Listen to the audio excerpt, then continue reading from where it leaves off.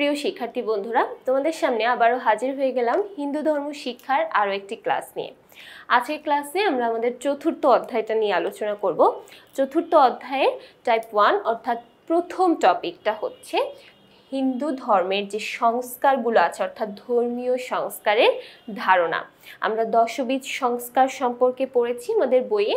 So এই টপিকটা থেকে যেই বহু নির্বাচনী প্রশ্নগুলো আমাদের থাকতে পারে সেগুলো নিয়েই আজকের পর্বে আমরা আলোচনা করব।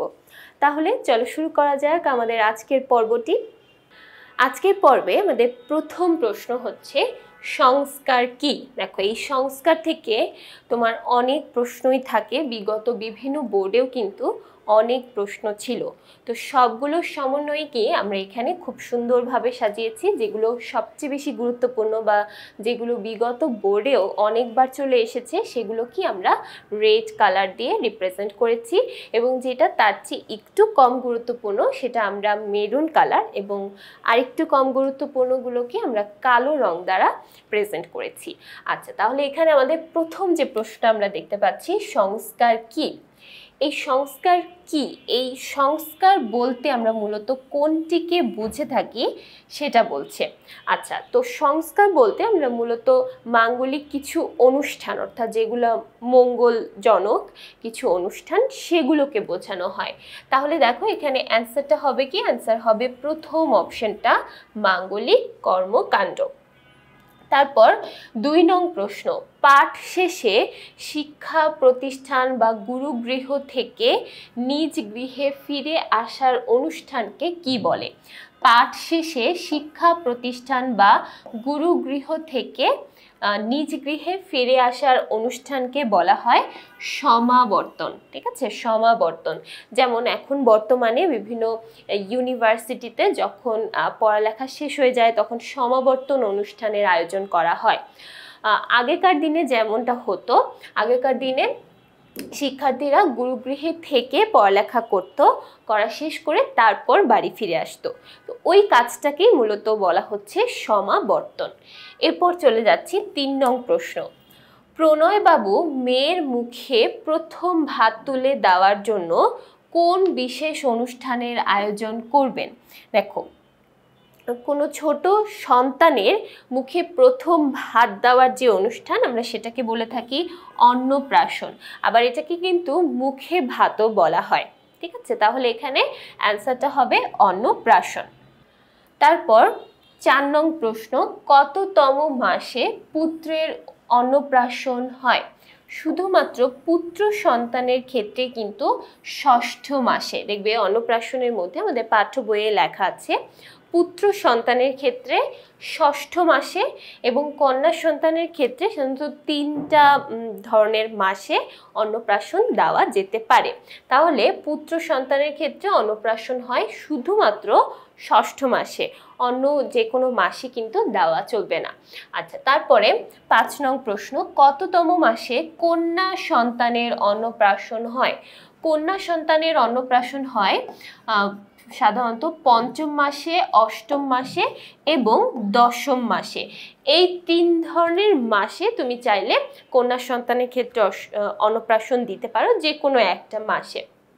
তবে পুত্রের ক্ষেত্রে শুধুমাত্র 6ষ্ঠ মাসে অর্থাৎ 6 মাস যখন বয়স হবে তখনই শুধুমাত্র অন্নপ্রাশন দেওয়া চলবে। আচ্ছা, তাহলে এখানে অ্যান্সার হবে এই যে প্রথম অপশনটা 5ম মাসে। তারপর দেখো 6 নংয়ে বলা হচ্ছে কাজল বাবুর স্ত্রীর আষাঢ় মাসে কন্যা সন্তান ভূমিষ্ঠ হলো, শাস্ত্রানুযায়ী কোন মাসে তার কন্যার অন্নপ্রাশন দিতে পারবেন? আচ্ছা, আষাঢ় মাসে কন্যা সন্তানের জন্ম হয়, তাহলে আষাঢ় থেকে শুরু করে যেহেতু কন্যা সন্তান বলা হয়েছে সর্বনিম্ন 5ম মাসে অন্নপ্রাশন দেওয়া যেতে পারে। তাহলে আষাঢ় মাস থেকে কাউন্ট করে আমরা 5 মাস পর্যন্ত যাব। তাহলে দেখো আষাঢ়, তারপর শ্রাবণ, ভাদ্র, আশ্বিন, তারপর হচ্ছে কার্তিক, এই যে 5ম মাস হলো কার্তিক। তাহলে কার্তিক মাসে অন্নপ্রাশন দেওয়া যেতে পারে। 7 নং প্রশ্ন, হিন্দু ধর্মে সংস্কার কত প্রকার? আমাদের বই দেখবে বলা আছে 10বিধ সংস্কার, তার মানে টোটাল সংস্কার আছে 10টি। টোটাল সংস্কার আছে 10টি। তারপর 8 নং প্রশ্ন, সমীরণ বাবু শ্রাবণ মাসে পুত্র সন্তানের জনক হন, শাস্ত্রানুযায়ী তিনি কোন মাসে পুত্রের অন্নপ্রাশন দিতে পারবেন? দেখো, শ্রাবণ মাসে যেহেতু পুত্র সন্তানের জন্ম হয়, তাহলে পুত্র সন্তানের ক্ষেত্রে ষষ্ঠ মাসে অন্নপ্রাশন দেওয়া যেতে পারে। এই শ্রাবণ মাস থেকে শুরু করে আমরা ষষ্ঠ মাস পর্যন্ত কাউন্ট করব। তাহলে দেখো, প্রথমে শ্রাবণের পরে হচ্ছে ভাদ্র, আশ্বিন, কার্তিক, অগ্রহায়ণ, পৌষ। আচ্ছা, এখানে যেহেতু শ্রাবণ মাসে জন্মগ্রহণ করেছে, আমরা শ্রাবণ মাসের কত তারিখে সেটা তো বলতে পারি না, শ্রাবণ মাসটাকেই ধরবো। তাহলে দেখো, শ্রাবণ, তারপর হচ্ছে ভাদ্র, আশ্বিন, কার্তিক, অগ্রহায়ণ, তারপর হচ্ছে পৌষ। তাহলে কি পৌষ মাসে 6 মাস পূর্ণ হবে। তাহলে পৌষ মাসে চাইলে অন্নপ্রাশন দেওয়া যেতে পারে। ঠিক আছে, তাহলে শ্রাবণ মাসের যে কয় তারিখে জন্মগ্রহণ করেছে সেই তারিখ থেকে পৌষ মাসে সেই কয় তারিখ পর্যন্ত হচ্ছে 6 মাস পূর্ণ হবে। তো তারপরে কিন্তু যে কোনো সময়, মানে ওই ষষ্ঠ মাসেই যে কোনো সময় অন্নপ্রাশন দেওয়া যেতে পারে। তারপর দেখো 9 নং প্রশ্ন, কাকে বাদ দিয়ে পুরুষের কোনো ধর্মকার্যই সম্পন্ন হয় না? স্ত্রীকে বাদ দিয়ে পুরুষের কোনো ধর্মকার্যই সম্পন্ন হয় না। এরপর দেখো 10 নং প্রশ্ন, কোন অনুষ্ঠান গুরু শিক্ষককে অনেক উপদেশ দেন? গুরু তার শিষ্যকে অনেক উপদেশ দেন সমাবর্তন অনুষ্ঠানে। অর্থাৎ এই যে যখন সমাবর্তন হয় তার পরবর্তী সময়ে সেই শিষ্য বা এখানে শিক্ষার্থী যদি আমরা বলি, শিক্ষার্থী কিভাবে তার জীবনটাকে চালনা করবে, কিভাবে চালনা করলে তার জন্য মঙ্গল হবে, সেই সংক্রান্ত কিছু শিক্ষা বা সেই সংক্রান্ত কিছু উপদেশ সাধারণত শিক্ষকরা দিয়ে থাকেন। এটাকেই মূলত আমরা সমাবর্তন বলে থাকি।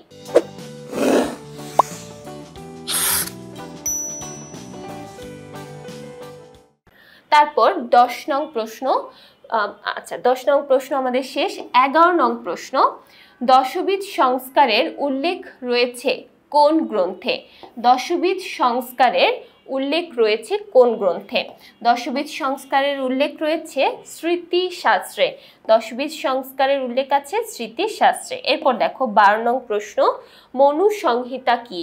মনুসংহিতা এক ধরনের স্মৃতিশাস্ত্রের মধ্যে পড়ে। ঠিক আছে, তাহলে মনুসংহিতা এক ধরনের স্মৃতিশাস্ত্র এবং এখান থেকেই কিন্তু আমরা দশবিধ সংস্কারের বিভিন্ন লেখা বা দশবিধ সংস্কার সম্পর্কে জানতে পারি। তারপর চলে যাই 13 নং প্রশ্নে, জাতকর্ম কি? জাতকর্ম বলতে আমরা কি বুঝে থাকি? জাতকর্ম বলতে বোঝানো হয় ঘৃত দ্বারা, অর্থাৎ ঘি দ্বারা সন্তানের জিহ্বা স্পর্শ করা। দেখো, এখানে কিন্তু সম্পূর্ণ ঘিটা খাওয়িয়ে দেওয়া হয় না, এখানে মূলত জাস্ট স্পর্শ করানো হয়। কারণ কি, ঘি হচ্ছে খুবই পবিত্র একটা বিষয়। ঘি, মধু এগুলো হচ্ছে পবিত্র বিষয় বা মাঙ্গলিক বিষয়। তো এটা যখন একটা সন্তানের জিহ্বাতে জাস্ট স্পর্শ করানো হয়, এরকম একটা স্পর্শ করিয়ে রাখা হয় যাতে সেই সন্তান ভূমিষ্ঠ হওয়ার পরপরই সে পবিত্রতা অর্জন করতে পারে বা তার যেন মঙ্গল হয়, সেই জন্যই মূলত এই কাজটা করা হয়। সম্পূর্ণ কিন্তু একদম খাবারটাকে যে খাইয়ে দেওয়া হয় তা কিন্তু নয়। আচ্ছা, তারপরে দেখো 14 নং প্রশ্ন, কোন অনুষ্ঠানের মাধ্যমে শিশুর মুখে প্রথম ভাত দেওয়া হয়? এটা আমরা প্রথমেই পড়েছি, এটা হবে কি অন্নপ্রাশন। 15 নং প্রশ্ন, পুত্রের ক্ষেত্রে কোন মাসে প্রথম অন্ন ভোজন করাতে হয়? পুত্রের ক্ষেত্রে প্রথম কোন মাসে অন্ন ভোজন করানো হয়? এটাও কিন্তু আমরা পড়েছি ষষ্ঠ মাসে। এরপর দেখো কন্যা সন্তানের কথা বলা হয়েছে, বলছে কন্যার ক্ষেত্রে 16 নং প্রশ্ন, কন্যার ক্ষেত্রে কোন মাসে প্রথম অন্ন ভোজন করানো হয়? আচ্ছা, কন্যার ক্ষেত্রে সাধারণত আমরা 3টা জেনে থাকি, পঞ্চম, অষ্টম বা দশম মাসে। পঞ্চম, অষ্টম, দশম মাসে অন্ন ভোজন করানো হয়। তারপর দেখো 17 নং প্রশ্ন, সমাবর্তন কি? এটাও কিন্তু আমরা পড়েছি। সমাবর্তন হচ্ছে পাঠ শেষ করে গুরুগৃহ থেকে নিজ গৃহে ফিরে আসা, এটাকে আমরা সমাবর্তন বলি। 18 সমাবর্তন অনুষ্ঠান করা হয় কোন সময়? সমাবর্তন অনুষ্ঠান করা হয় একদম পাঠ শেষে, অর্থাৎ সবকিছু শেষ হওয়ার পরে, তারপরে।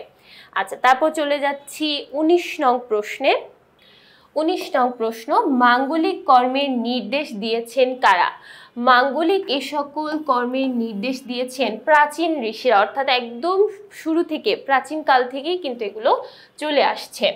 20 সংহিতা শব্দের অর্থ কি? সংহিতা শব্দের অর্থ হচ্ছে সংস্কার, ঠিক আছে? সংহিতা শব্দের অর্থ সংস্কার। এরপর 21 নং প্রশ্ন, নিচের কোন আচারটি বর্তমানে নেই বললেই চলে? দেখো, দশবিধ সংস্কারের মধ্যে কিছু কিছু আমরা এখন বর্তমানে সকলে পালন করি, কিন্তু কিছু কিছু কর্মানুষ্ঠান একদম বিলুপ্ত পেয়ে গেছে কালের বিবর্তনে, বা এখন বর্তমানে বিভিন্ন কারণে এই জিনিসগুলো বিলুপ্ত হয়ে গেছে। তার মধ্যে একটা হচ্ছে সীমন্তোন্নয়ন। এবং দেখবে যেগুলো বর্তমানে নেই বললেই চলে বা একদম যেগুলো পালন করা হয় না, তার মধ্যে ম্যাক্সিমামই হচ্ছে সন্তান ভূমিষ্ঠ হওয়ার আগ মুহূর্তের, অর্থাৎ একটা সন্তান জন্মগ্রহণ করার আগেকার বিষয়। সন্তান জন্মগ্রহণ করার পরে যেগুলো করা হয় সেগুলো এখন বর্তমানে আমরা সবাই পালন করে থাকি, কিন্তু তার আগের যেগুলো, সেগুলো মূলত এখন প্রায় বিলুপ্ত হয়ে গেছে। আচ্ছা, তাহলে বিলুপ্ত প্রায় যে সংস্কারটা সেটা হচ্ছে সীমন্তোন্নয়ন। তারপর 22 নং প্রশ্ন, মৃণাল দাস তার কন্যা সন্তান জন্মানোর সাথে সাথে সন্তানের মুখে ঘি দিয়ে মন্ত্রোচ্চারণ করেন। হিন্দু ধর্মে এই সংস্কারটি কি? শুধুমাত্র এই যে জিহ্বাতে ঘি দ্বারা স্পর্শ করানো হয়, এটাকে আমরা বলে থাকি জাত কর্ম, ঠিক আছে? এটাকে বলা হয় জাত কর্ম। তারপর 23 নং প্রশ্ন, দশবিধ সংস্কারের মধ্যে বর্তমানে বিলুপ্ত প্রায়, মানে যেটা একদমই নেই, সেটা হচ্ছে গর্ভাধান, এটা নেই। তারপর আবার পুংসবন, এটাও নেই। তবে জাতকর্ম কিন্তু এখনো কিছু কিছু জায়গায় বা ম্যাক্সিমাম ক্ষেত্রে করা হয়। আচ্ছা, তাহলে এখানে অ্যান্সার হবে কি? প্রথমটা, গর্ভাধান এবং পুংসবন। 24 নং প্রশ্ন, মাঙ্গলিক ক্রিয়ার মাধ্যমে মেয়েদের অন্নপ্রাশন করা হয় অষ্টম মাসে এবং পঞ্চম মাসে। ষষ্ঠ মাসটা কিন্তু পুত্রের জন্য, তাই না? তাহলে এটা হবে না, অ্যান্সারটা হবে কি? প্রথম এবং 3 নং অপশন। আচ্ছা, এরপর একটা উদ্দীপক দেখি। নিবেদিতা তার শিক্ষা জীবন শেষ করেছে, তাদের ব্যাচটিকে বিদায় জানাতে তার প্রতিষ্ঠানটি আয়োজন করেছে একটি অনুষ্ঠানের। তাহলে দেখো, শিক্ষা জীবন শেষ করে এখন গুরুগৃহ থেকে ফিরে আসার যে পালা, সেটাকে আমরা বলে থাকি সমাবর্তন। এরপর চলে যাচ্ছি সর্বশেষ প্রশ্ন আমাদের এই পর্বের, 26 নং প্রশ্ন, এই অনুষ্ঠানের মাধ্যমে ছাত্ররা গৃহে ফিরে আসে, ছাত্ররা উপদেশ লাভ করে, শিক্ষকের মর্যাদা বৃদ্ধি পায়। দেখো, এই অনুষ্ঠান করা হোক আর না হোক, শিক্ষকরা উপদেশ দেখ আর না দেখ, শিক্ষকের মর্যাদা কিন্তু এর মাধ্যমে বৃদ্ধি পায় না। তবে ছাত্ররা এখান থেকে অনেক কিছু শিখতে পারে, ছাত্ররা উপদেশ লাভ করতে পারে। তাহলে এখানে অ্যান্সারটা হবে কি? ছাত্ররা গৃহে ফিরে আসে এবং ছাত্ররা উপদেশ লাভ করে, তার মানে প্রথম দুইটি অপশন। তাহলে এই ছিল আমাদের দশবিধ সংস্কার সম্পর্কিত ধারণা এবং এই সংক্রান্ত কিছু বহু নির্বাচনী প্রশ্ন। আশা করছি প্রত্যেকটা প্রশ্নই সবাই খুব ভালোভাবে বুঝতে পেরেছো। তো পরবর্তী পর্বগুলো দেখার জন্য সবাইকে আমন্ত্রণ জানাচ্ছি। সবাইকে ধন্যবাদ।